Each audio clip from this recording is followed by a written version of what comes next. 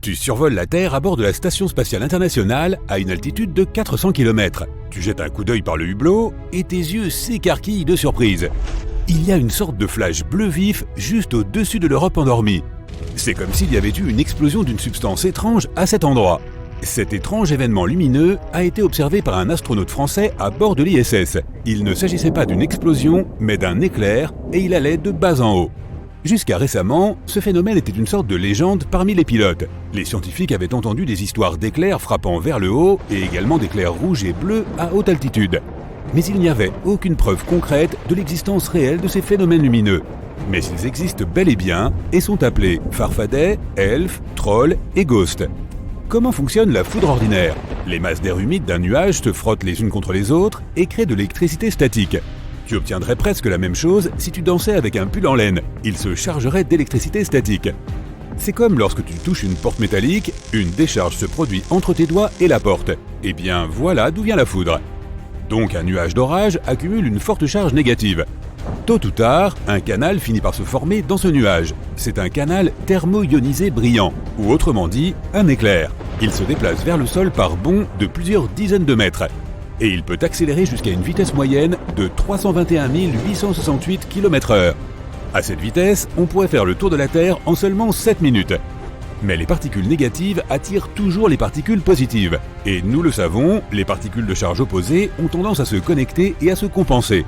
Ainsi, en même temps que le canal chargé négativement, la charge positive de la Terre commence, elle, son voyage vers le haut. La charge électrique de la Terre se connecte donc avec le conduit chargé négativement. C'est à ce moment que la décharge la plus brillante et la plus forte se produit. Nous l'appelons la foudre, et c'est elle qui produit le tonnerre. La foudre classique ne frappe pas de haut en bas, mais de bas en haut. Oui, c'est-à-dire que la foudre est en fait dirigée vers le haut. C'est comme si la Terre frappait en retour le nuage d'orage, et cette charge peut atteindre jusqu'à 30 000 ampères. À titre de comparaison, une prise murale moyenne n'a qu'environ 15 ampères. Le record de la longueur de l'éclair est d'environ 708 km. C'est plus que la largeur de l'État du Kansas. C'est au Brésil que les météorologues ont enregistré un tel éclair. C'était une décharge entre des nuages orageux géants. Et le plus long coup de foudre, lui, a été enregistré en Argentine. Ce simple coup de foudre a duré 16,3 secondes. Pour information, un clignement d'œil dure 0,1 seconde. On vient donc de voir un éclair normal. Les particules positives du sol ont neutralisé les particules négatives du nuage. Mais le nuage est toujours rempli de particules chargées positivement. Elles s'accumulent et attendent leur heure pour créer la foudre. Lorsque la charge atteint un point critique, le nuage de foudre projette cette charge à des dizaines de kilomètres vers le haut. C'est ce qu'on appelle un jet bleu. C'est exactement ce même événement lumineux qu'a vu l'astronaute français à bord de la Station Spatiale Internationale. Ces jets bleus ont l'air d'avoir été allumés par une personne qui aurait enclenché un brûleur à gaz dirigé vers le haut.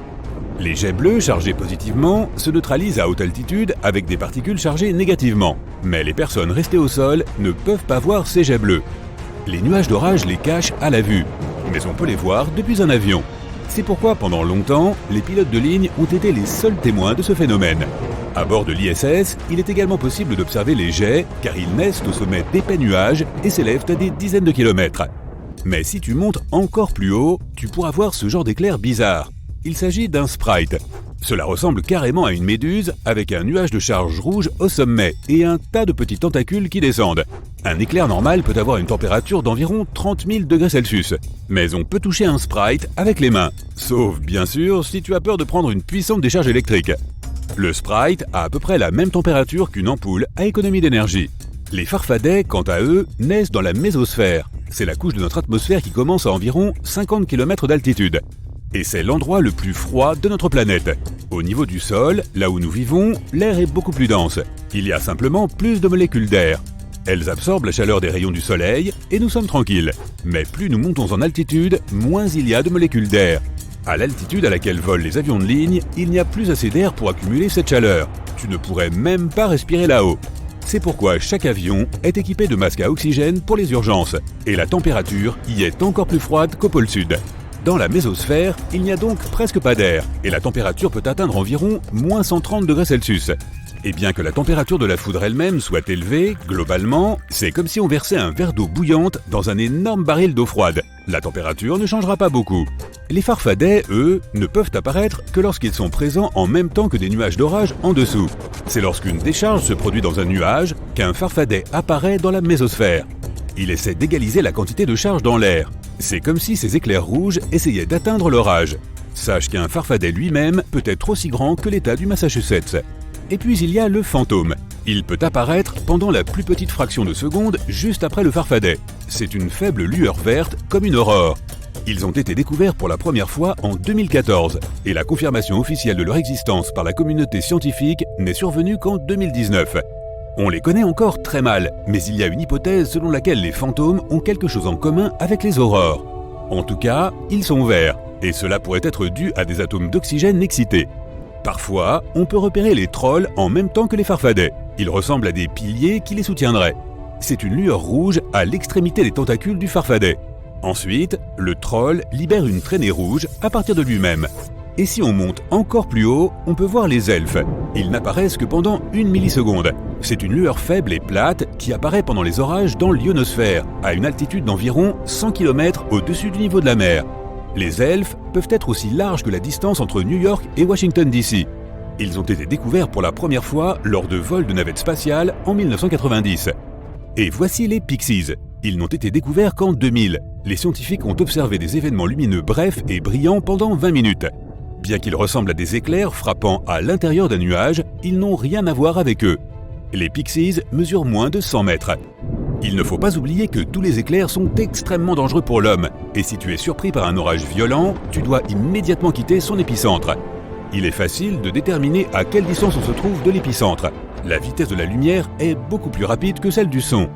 Ainsi, lorsque la foudre frappe, il faut quelques secondes avant d'entendre le tonnerre. Il faut donc mesurer cet intervalle. La foudre, ok, maintenant compte les secondes. Chaque seconde de retard du tonnerre après un éclair représente environ 350 mètres. C'est la distance que parcourt une onde sonore en 1 seconde. Donc si le délai du tonnerre après un éclair est de 5 secondes, tu es à environ 1600 mètres de l'éclair. Tu peux aussi savoir s'il y aura un orage grâce à l'odeur. L'air avant un orage semble inhabituellement frais. Cela est dû au fait que les courants d'air apportent des molécules d'ozone de la haute atmosphère. Cet ozone nous protège des rayons ultraviolets nocifs et transfère la chaleur du soleil vers l'atmosphère. Ce que nous utilisons pour respirer est l'oxygène de 2 atomes. Ajoute-en un de plus et tu obtiens de l'ozone.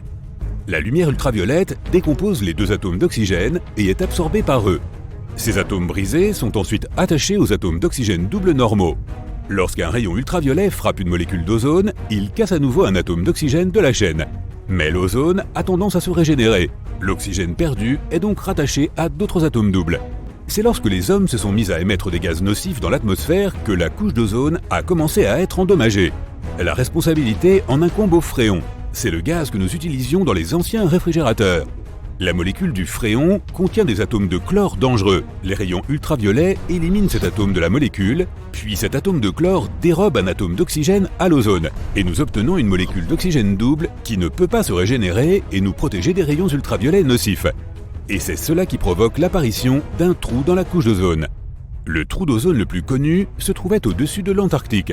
Et puis, lorsque les humains ont enfin interdit l'utilisation de produits chimiques nocifs, ce trou a commencé à se reconstituer. Ce n'est pas lorsqu'il se refermera complètement que nous pourrons retrouver la situation normale d'autrefois.